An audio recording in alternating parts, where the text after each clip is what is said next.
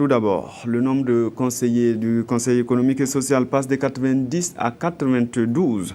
L'Assemblée nationale vient d'adopter une loi organique sur la question.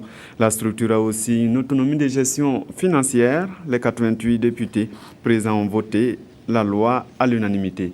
Sogrinoma Ibrahim Gigma.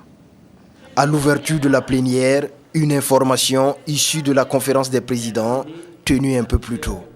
La plénière du jeudi 30 octobre 2014, initialement prévue à 16h, est ramenée à 10h le même jour. Puis, le président de l'Assemblée nationale appelle à discussion le seul dossier de la soirée. Il s'agit du projet de loi organique portant composition, organisation et fonctionnement du Conseil économique et social, CES.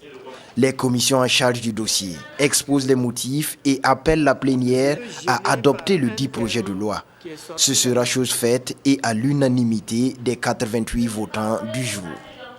Il s'agit fondamentalement de nouvelles dispositions qui vont permettre au Conseil économique et social de prendre véritablement corps dans l'armature institutionnelle de notre pays, qui vont lui permettre d'être réactif par rapport aux questions émergentes, aux questions d'actualité qui assaillent notre pays, mais également qui vont lui permettre aussi d'avoir de la visibilité, puisque vous constaterez par exemple que le nombre de conseillers a été élargi.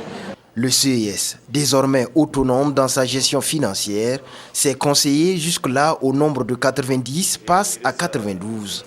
Le gouvernement, venu défendre le dossier, estime que ce projet de loi va permettre d'accroître l'efficacité et la visibilité de la contribution de cette institution au développement durable et à la bonne gouvernance.